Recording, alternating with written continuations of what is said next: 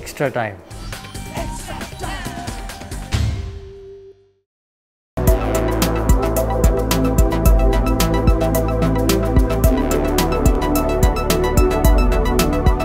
মিষ্টি কথা বাংলার নতুন মিষ্টি।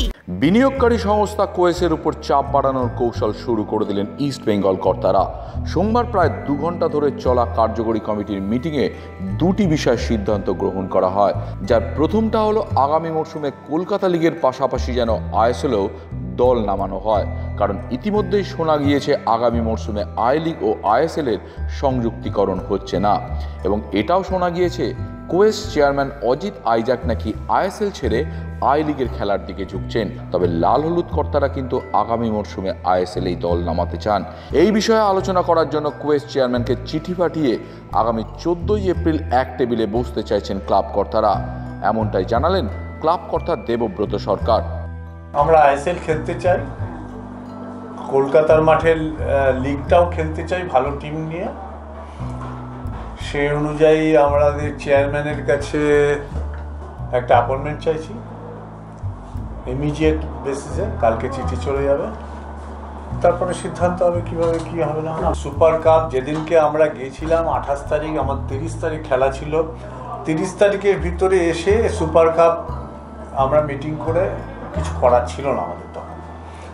আর উনি বলেছিলেন যে আমি ভুল করি ঠিক করি একটা সিদ্ধান্ত নিয়েছি, সেই সিদ্ধান্ত থেকে এই মুহূর্তে আমার পক্ষে সরা খুব ডিফিকাল্ট। আমরা সেটা এখানে জানিয়েছি এবং আমরা রিকোয়েস্ট করবো ওনাকে আগামী দিনে কোনো রকম এইরকম যেন সিদ্ধান্ত নেওয়ার আগে ক্লাবের সাথে ডিসকাস করে। তবে শুধু দেবব্রত সরকার নয়, ডক্টর শান্তিরঞ্জন দাশগুপ্ত আইএসএল খেলা নিয়ে কোয়েসের উপর চাপ দিলেন। তো তাই না, আর একটা কথা ছিল 3 বছরের মধ্যে যদি আমরা না খেলি বা রাজি না থাকলে তাহলে আমি চলে যাবো। হ্যাঁ, তো 3 বছর মানে this is the second year. তাহলে এখন খেলবো না বলার কোনো মানে নেই। ওরা আমরা চাপে পড়েছিলাম যে আমার 3 বছরের মধ্যে টিম নামাতে হবে, ওরা থাকবে। তবে সুপার কাপ না খেলা নিয়ে ক্লাব জোট যতই মিটিং করুক, যে ক্লাবগুলো সুপার কাপ বয়কট করেছিল তারা কিন্তু ফেডারেশনের কড়া শাস্তির মুখে পড়বে। তাই শোনা যাচ্ছে যদি এমনটাই হয় সেক্ষেত্রে আদালত ও ফেডারেশনে চিঠি দেবে ইস্ট বেঙ্গল।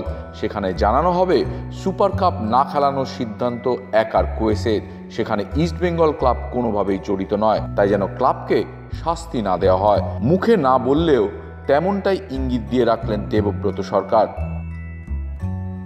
ইস্টবেঙ্গল কোনো কোর্টে নেই, ইস্টবেঙ্গল ক্লাবের পরিষ্কার বক্তব্য আলোচনা হয়েছে এটা। হ্যাঁ, কোনো কোর্টে নেই। ইস্টবেঙ্গল ফেডারেশনের বিরুদ্ধে না, ফেডারেশনের বিরুদ্ধে যাবে না, সেই মেসেজটা ওনাকে আমরা দিয়ে দেবো। আমরা দরকার হলে প্রতিষ্ঠানকে জানাবো আগে যে ইস্টবেঙ্গল ক্লাব এই চ্যাপ্টারে নেই, কোম্পানিকে জানাবো। না, ফেডারেশনকে জানাবো। আমরা আগে ঘুরে আসি, উনি কি বলেন, তারপরে দেখা যাবে। লেটেস্ট নিউজ আর এক্সক্লুসিভ ভিডিওর সঙ্গে আপডেট থাকতে এখনই সাবস্ক্রাইব করুন আমাদের ইউটিউব চ্যানেল। বেল আইকনে ক্লিক করতে ভুলবেন না যেন।